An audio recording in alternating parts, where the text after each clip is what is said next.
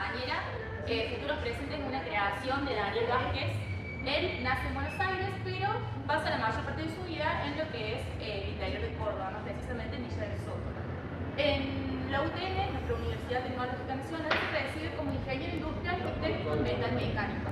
Hace unos 10 años, un amigo de él, al que él se refiere como su mentor, lo introduce a todo este mundo de Da Vinci y hace 7 comienza con la muestra.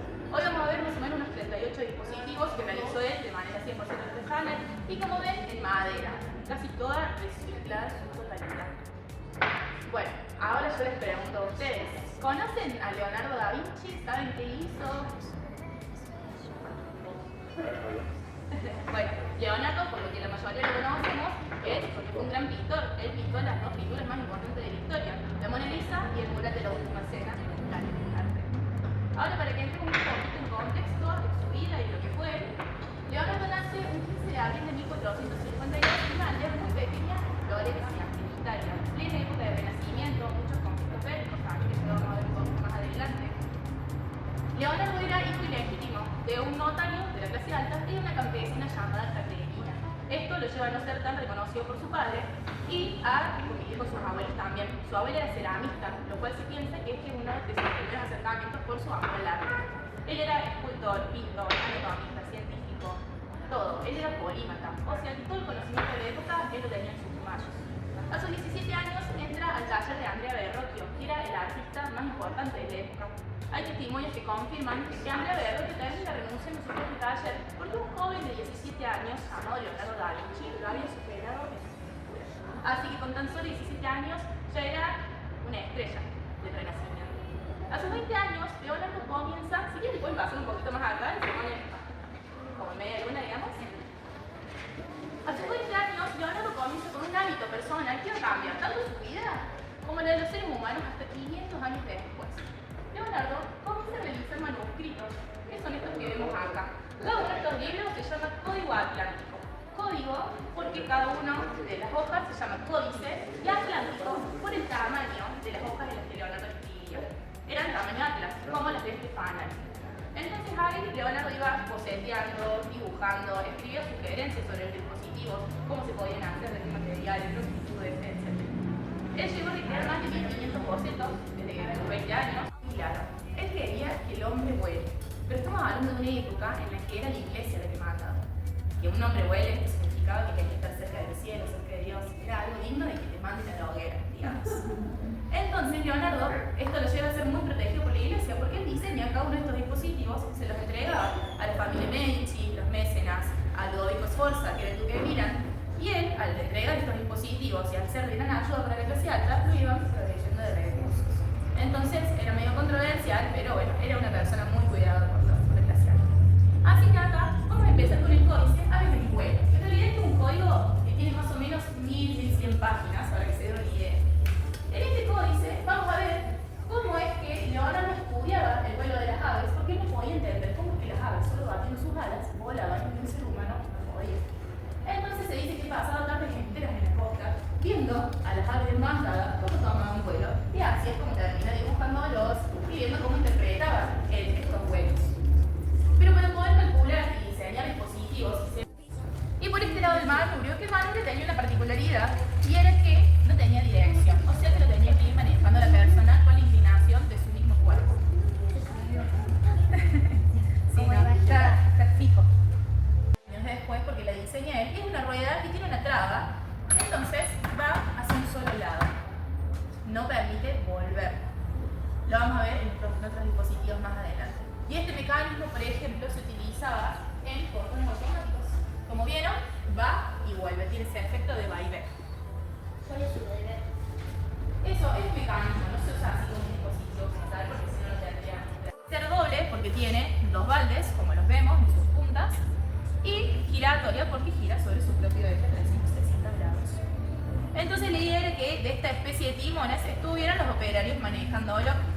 Y obviamente tenía que haber un contrapeso de un lado siempre, que es lo que sugiere Leonardo en su códice. O sea que si de un lado, por ejemplo, vamos a cargar bronce, del otro lado teníamos que hacer ese contrapeso con arena, por ejemplo, porque si no lo que sucedía era que el balde iba a caer. Y era algo medio peligroso, digamos. O sea Si nosotros soltamos, queda el peso en el nivel o altura que uno desea. ¿Alguien quiere probarla? ¿Sí? Fuerza que tenés que hacer para poder levantarla. ¿Muy pesada? Más o menos. Más o menos. Bueno, fíjate cómo es la fuerza que tenés que hacer para poder levantarla. Vas a tener que llevarla y traerla.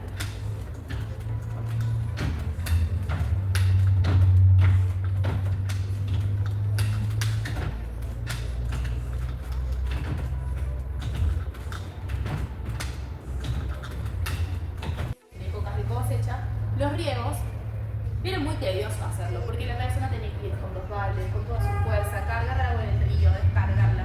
Entonces acá tenemos una noria, que capaz que la hayan visto en alguna película, por ejemplo. Imaginemos que por debajo de la noria pasa un río con toda su fuerza, con todo el caudal. Y lo que hace esta bomba es accionarla, solo por la fuerza del agua.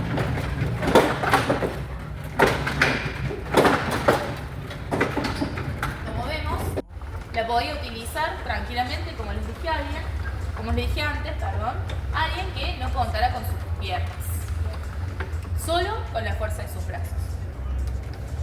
En el puente, obviamente, tenían que estar precavidos y que no haya gente, y también separarlos del enemigo. Por ejemplo, si venían a atacar tropas enemigas, ellos tranquilamente podían cerrar sus fronteras. Y así llegar a este puente. Acá tenemos ese palo que es el eje, lo que no permite que este puente se derrumbe o se rompa fácilmente. Y acá tenemos un contrapeso que son estas piedras, que así lo deja plasmado Leonardo, que sean piedras. O sea, que es la base.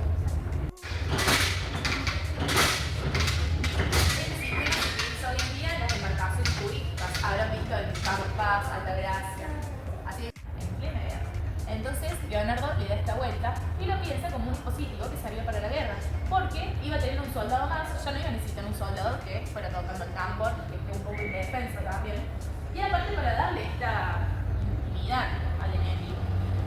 Entonces, como le dije, es un carruaje. Acá tenemos un prototipo de cajita musical, también si alguna vez vieron una cajita musical muy parecida a esta, tiene estos casilleros que si nosotros cambiamos los pálicos, va a ir cambiando su melodía también. Estos son un poco fuertes. ¿A alguien le molesta los ruidos fuertes? ¿No? Bueno, suena algo así.